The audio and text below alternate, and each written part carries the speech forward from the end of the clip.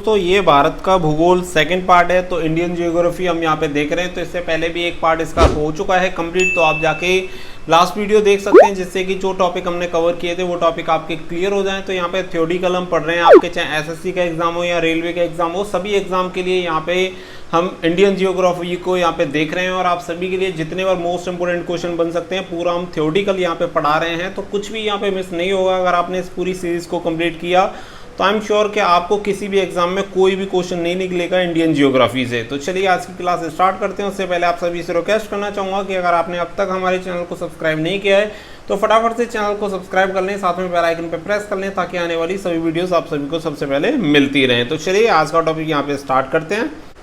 तो कल हमने यहाँ तक कंप्लीट कर लिया था उत्तर का पर्वतीय क्षेत्र, तो यहाँ तक हमने कंप्लीट कर लिया था। फिर भी एक बार दोबारा से यहाँ से देख लेते हैं थोड़ा सा कि हिमालय का उदय 70 लाख वर्ष पूर्व गोंडवाना लैंड के यूरेशियन प्लेट से टक्कर के फलस्वरूप हुआ। हिमालय के स्थान पर प्रारंभ में 33 सागर नामक समुद्र था।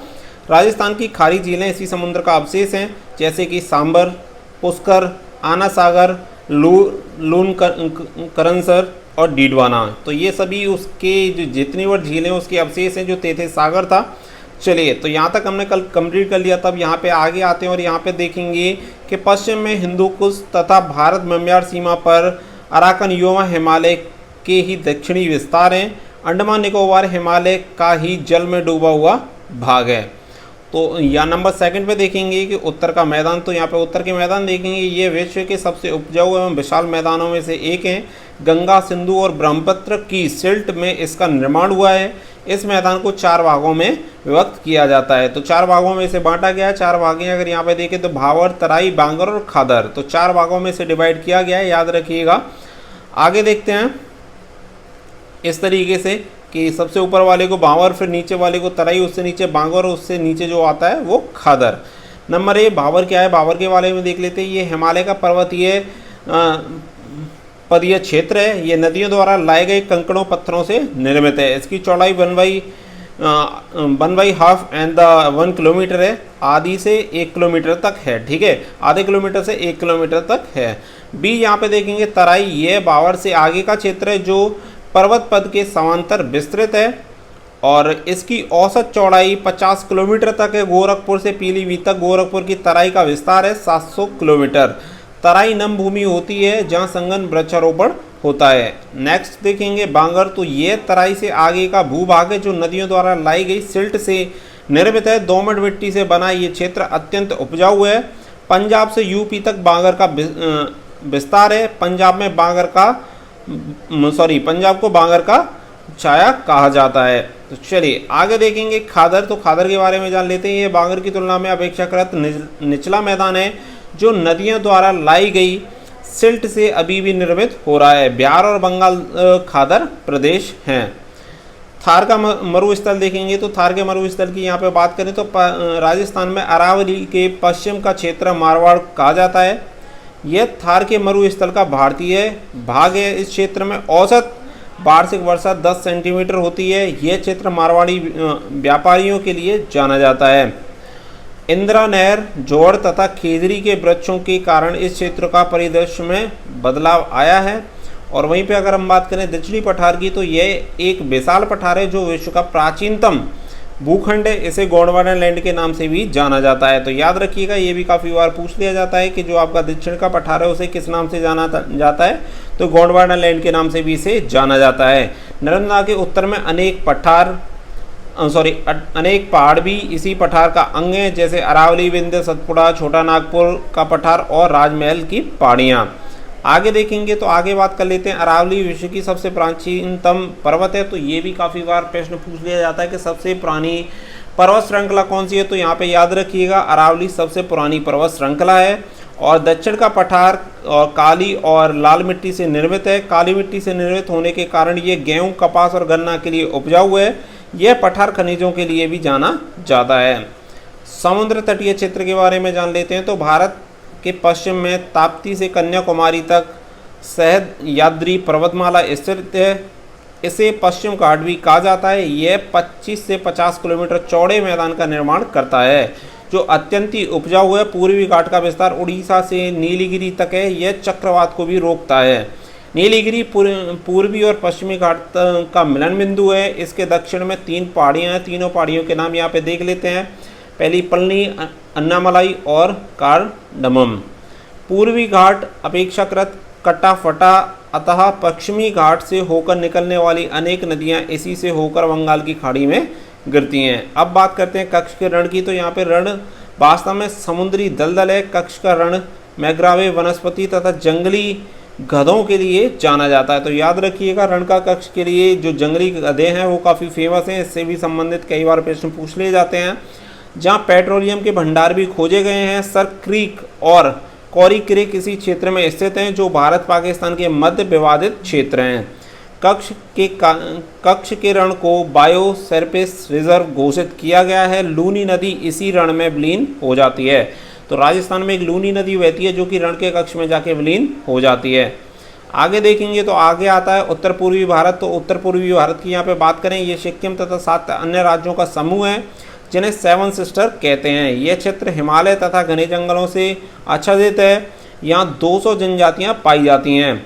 इस क्षेत्र में अनेक छोटी छोटी नदियाँ हैं, रिवुलेट, जिनके 50,000 मेगावाट जल विद्युत उत्पादन की संभावना है। उत्तर पूर्व में पर्यटन और फ्लोरिकल्चर को बढ़ावा दिया जा रहा है। राष्ट्रीय राजमार्ग 31 NH 31 इस क्षेत्र को शेष भारत से जोड़ता है। ये सिलीगुड़ी गलियारे से निकलता है, जिसे चिकन नेक भी कहा जाता है। तो याद रखिएगा, यहाँ पे इसे चिकन नेक भी कहा जाता है, जो आपका NH 31 है। और सिलीगुड़ी जो गलियारा है यहाँ से निकलता है, इसे चिकन नेक भी कहा जाता है। भारत के पर्वतों की तरफ चलेंगे तो यहाँ पे सबसे पहले देख लेते हैं कि पर्वतों का निर्माण निम्न प्रकार से होता है। तो पर्वत कई टाइप के होते हैं। बहुत बार पूछ लिया जाता है कि ये जो पर्वत श्रृंखला आती है किस प्रकार की पर्वत श्रृंखला है। तो इस तरीके से आपको यहाँ पे देख लेना होता है। और देखिए, थ्योरेटिकल कराने का सबसे बड़ा कारण ये है, अगर आप थ्योरेटिकल पढ़ेंगे तो आपको ऑब्जेक्टिव पढ़ने की कोई ज़रूरत नहीं है, क्योंकि थ्योरेटिकल में बहुत सारी चीज़ें यहाँ पे कंप्लीट हो जाती हैं। तो चलिए देख लेते हैं। यहाँ पे नंबर 1 देखेंगे अपना बलित पर्वत। तो बलित पर्वत यहाँ पे देखेंगे फोल्डेड माउंटेन जिन्हें कहा जाता है। ये पर्वत 2 प्लेटों के पारस्परिक टक्कर के फलस्वरूप निर्मित होते हैं। ये विश्व के सबसे ऊंचे पर्वत हैं। अब जैसे कि बात कर लेते हैं हिमालय, काफ़ी बार पूछ लिया जाता है कि हिमालय किस प्रकार का पर्वत है। तो ये आता है बलित पर्वत के अंदर, जैसे रॉकी, एंडीज, एटलस और एल्पस। तो यहाँ पे जितने बार हिमालय जैसे विशाल पर्वत हैं, जो भी विश्व के सबसे बड़े पर्वत हैं, वो बलित पर्वत के अंतर्गत ही आते हैं। तो याद रखिएगा, 2 पारस्परिक प्लेटों के टक्कर के फलस्वरूप इनका निर्माण होता है और ये विश्व के सबसे ऊंचे पर्वत हैं जितने बार हैं। नेक्स्ट आता है अवरोधी पर्वत। तो अवरोधी पर्वत को कहा जाता है ब्लैक माउंटेन। इन पर्वतों का किसी भाग का नीचे धंस जाना या ऊपर उठ जाने से होता है, जैसे जर्मनी का ब्लॉक फॉरेस्ट, पाकिस्तान का साल्ट रेंज। नंबर 3 पे आता है अवशिष्ट पर्वत। तो रेजिडुअल माउंटेन जो होते हैं, ये पृथ्वी के सबसे पुराने पर्वत हैं जिनका निर्माण ज्वालामुखी के लावा से हुआ है। यह पर्वत अपरदन के कारण घिसकर छोटे रह गए हैं, जैसे बिंद, सतपुड़ा, अरावली। USA में ऑल्बोसियन इसी प्रकार के पर्वत हैं। तो याद रखिएगा, ये भी काफ़ी बार पूछ लिया जाता है कि कौन सा पर्वत किस तरीके का है। तो ये आपको ध्यान रखने हैं। जो मेजर हैं उन सभी को हमने यहाँ पे इंक्लूड किया, ताकि अगर किसी भी एग्जाम में पूछा जाए तो आप आसानी से इसका आंसर दे दो। नंबर 4 पे आता है संग्रहित पर्वत। तो इनकी अगर हम बात करें, एक पर्वत ज्वालामुखी के लावा तथा कंकड़ पत्थर से एकत्रित होने से बने हैं, जैसे कि USA में शास्ता, जापान में फ्यूजियामा, चिली में अंकागुआ और तंजानुआ में किलिमंजारो। तो ये सभी हैं। अब यहाँ पे बात करेंगे नेक्स्ट पर्वत और सर्वोच्च चोटी की, कि जो पर्वत हैं उनकी सबसे सर्वोच्च चोटी कौन सी हैं। जैसे कि काकाकोरम है। काकाकोरम को K2 के नाम से जाना जाता है, K2 गॉडविन ऑस्टिन, जिसकी 8611 मीटर ऊंचाई है। और काकाकोरम एक पर्वत श्रृंखला है जिसका आपको पता होगा, जिसे K2 गॉडविन ऑस्टिन जिसकी सबसे ऊंची चोटी है। हिमालय की अगर बात करें तो माउंट एवरेस्ट इसकी सबसे ऊंची चोटी है, जो कि विश्व में सबसे ऊंची है, जो कि 8848 मीटर पे स्थित है। नेपाल तिब्बत में स्थित है। नेपाल में सागरमाथा तथा तिब्बत में चोमोलांगमा कहा जाता है। तो याद रखिएगा, ये भी पूछा जाता है कि जो हिमालय की माउंट एवरेस्ट है उसे नेपाल में क्या कहा जाता है। तो हिमालय का जो माउंट एवरेस्ट सबसे ऊंची चोटी है उसे नेपाल में कहा जाता है सागरमाथा। अगर वहीं पे अगर हम बात करें तिब्बत में, तो तिब्बत में कहा जाता है चोमोलांगमा। तो ये माउंट एवरेस्ट है जो कि नेपाल तिब्बत में स्थित है। इसीलिए इनके जो दोनों कंट्री हैं जिस नाम से बोला जाता है उन दोनों को यहाँ पे इंक्लूड किया गया ताकि आपको किसी भी तरीके की दिक्कत ना हो। आगे बात करेंगे अरावली की, तो अरावली में सबसे ऊंचा जो पर्वत चोटी है वो है माउंट आबू में स्थित है, गुरु शिखर जिसका नाम है। और विंध्य पर्वत श्रृंखला में सबसे ऊंची है अमरकंटक, ठीक है, यहाँ कभी बर्फ नहीं गिरती अमरकंटक में। चले सतपुड़ा की देख लेते हो। सतपुड़ा की जो सबसे ऊंची चोटी है वो है धूपगढ़। और अन्नामलाई की है अनेमोदी, दक्षिण भारत की सबसे ऊंची चोटी है अनेमोदी, याद रखिएगा, जो कि अन्नामलाई पर्वत श्रृंखला में। नीलगिरी की सबसे ऊंची है दोदाबेटा। मीजो पहाड़ी की है ब्लू माउंटेन। पूर्वी घाट की है विशाखापत्तनम। छोटा नागपुर का पठार की है पारसनाथ। और उत्तरी सह्याद्री की है कालासुबाई। और दक्षिणी सह्याद्री की है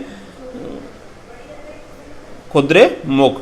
तो ये सभी जो पर्वत श्रृंखला है उनकी जो सबसे ऊंची चोटी है उनके नाम यहाँ पे हमने डिस्कस किए हैं। और वहीं पे अगर बात करें भारत के सबसे उत्तर में काकाकोरम पर्वत है, जो कि सबसे दक्षिण में एलियाची पर्वत है। तो यहाँ पे याद रखिएगा कि उत्तर में काकाकोरम और दक्षिण में एलियाची पर्वत यहाँ पे है। तो इनको आज हमने यहाँ पे डिस्कस किया और काफ़ी मेजर टॉपिक था और उम्मीद करता हूँ कि आप सभी को समझ में आया होगा। हालांकि थ्योरेटिकल है तो थ्योरेटिकल में थोड़ी बोरनेस होती है, हर कोई बोर हो जाता है, लेकिन फिर भी हम थ्योरेटिकल इस हिसाब से पढ़ा रहे हैं ताकि आप ज़्यादा बोर ना हो और क्लासेस ज़्यादा लंबी ना हो। आप 1 से 2 बार अगर आप इसे रिपीट करेंगे तो बहुत ही आसानी से कंप्लीट हो जाएगा। और आप सभी के लिए एक बहुत ज़्यादा ज़रूरी सूचना यहाँ पे मैं आप सभी को बता दूं, अगर आप किसी भी एग्ज़ाम की तैयारी कर रहे हैं जैसे कि एसएससी या आपकी रेलवे कोई भी एग्ज़ाम हो, उसके लिए आपको पता होगा इंडिया का सबसे बड़ा जो लार्जेस्ट एजुकेशन पॉइंट है, एप्लीकेशन है और प्लेटफॉर्म है, उसका नाम है अनअकैडमी। तो अनअकैडमी से आप अपनी तैयारी कर सकते हैं। आप सभी को बता दें कि नीचे आप सभी को ऊपर आप एक कोड देख पा रहे होंगे, ऊपर आप सभी को एक हमारा कोड मिल जाएगा स्टडी फॉर ड्रीम्स, जिससे आपको मैक्सिमम डिस्काउंट मिल जाएगा। अगर आप अनअकैडमी का कोई भी कोर्स खरीदते हैं तो वहाँ पे आप इस कोड को यूज़ करके मैक्सिमम डिस्काउंट का बेनिफिट ले सकते हैं। आप सभी को बता दें अनअकैडमी प्लेटफॉर्म पे ऑल इंडिया के जितने वो टॉप एजुकेटर हैं आप सभी को वहाँ पे मिल जाएंगे, चाहे आपकी मैथ, रीजनिंग, जीके, जीएस, जो भी आपका इंग्लिश, जो कोई क्लास आप लेना चाहते हैं किसी भी एग्जाम के, चाहे वो आपके स्टेट लेवल के एग्जाम हो या सेंट्रल लेवल के एग्जाम हो, ऑलमोस्ट सभी के लिए आपको बेस्ट से बेस्ट टीचर यहाँ पे मिल जाएंगे, टॉप एजुकेटर यहाँ पे मिल जाएंगे। तो ऑलमोस्ट ऑल ओवर इंडिया के टॉप एजुकेटर अनअकैडमी पे आप सभी को लर्न कराते हैं, टीच करते हैं। तो यहाँ पे आप बहुत ही आसानी से सीख सकते हैं और इन चीज़ों का बेनिफिट ले सकते हैं। यहाँ के जो क्रैश कोर्स वगैरह हैं वो भी आपको काफ़ी सस्ते मिल जाएंगे।